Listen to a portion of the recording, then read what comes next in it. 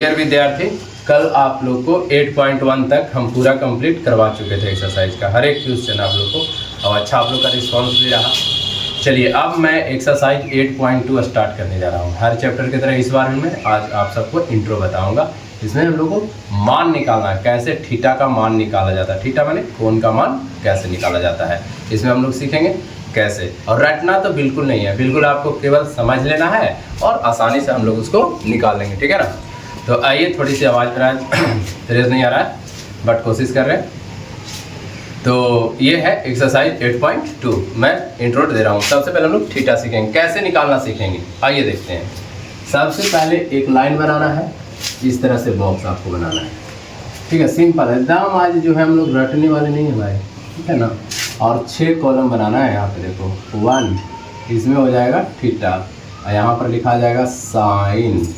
Sign के बाद क्या होता है कॉस, कॉस के बाद क्या होता है टैन। ऐसे लिख देना सीरियल ढंग से, ठीक ना। और फिर साइन का उल्टा क्या कॉसेक, कॉस का उल्टा क्या सेक, है ना। और टैन के उल्टा अपना होता है कॉट, है ना। तो ये तो अपना कॉलम बन गया। तो कितना कितना डिग्री का चाहिए, 0 डिग्री, 30 डिग्री, 45 डिग्री, 60 डिग्री, और ये होगा 90 डिग्री, ठीक है। और ये एक्स्ट्रा है तो इसको रेज कर देते हैं। चलिए हो गया। अब हम इस सबको वैल्यू पुट करना है। तो एक याद रखना है, साइन थीटा 0 डिग्री क्या होता है 0, साइन 30 का वैल्यू 1/2, साइन 45 1/√2, साइन 60 √3/2, और साइन 90 क्या हो गया 1।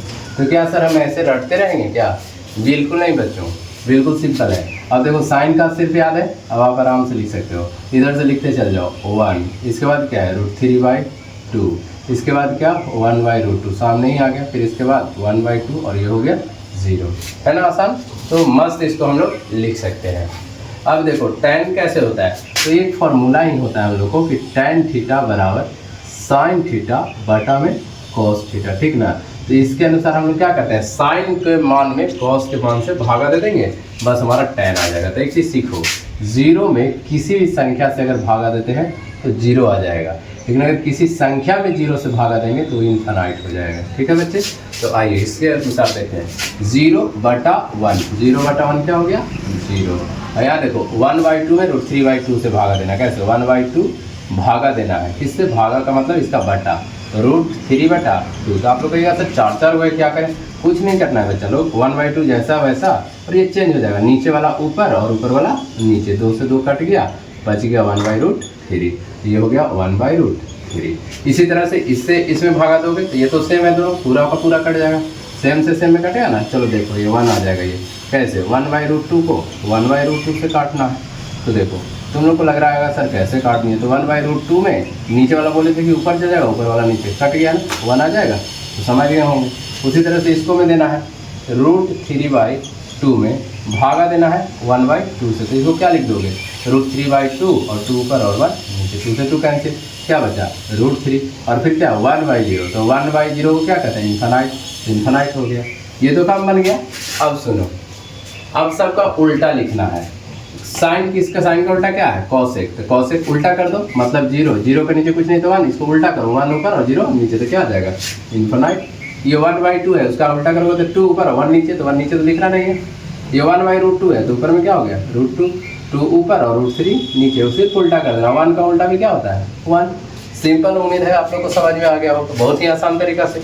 उसी तरह से आपको सेक है, सेक कॉस का उल्टा 1 का उल्टा 1, इसको उल्टा करोगे तो 2/√3, और इसका उल्टा करोगे तो क्या हो जाएगा √2/1, तो 1 तो लिखना नहीं है, डिनोमिनेटर में ऐसे ही रहता है, 2 ऊपर और 0, 0 का उल्टा करोगे मतलब नीचे में 1 है, 0 को उल्टा करोगे तो क्या आ जाएगा इनफाइनाइट हो गया, है कि नहीं।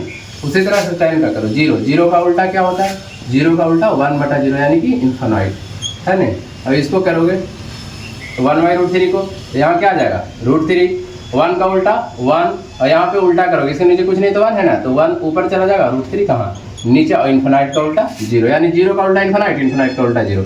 इस तरह से आपका टेबल कंप्लीट हो गया। तो एग्जाम में रटना नहीं है, बस ऐसे ही रफ कॉपी में एक छोटा सा टेबल बना लेना है, ताकि आपकी गलती होने की संभावना बिल्कुल ना रहे। तो कल आप लोग इसको प्रयास करोगे बनाने का, और कल इसके आगे से एक्सरसाइज हम शुरू करेंगे। That's all. और बताना कैसा समझ में आ रहा है आप सबको, ठीक है। दैट्स ऑल, कल मिल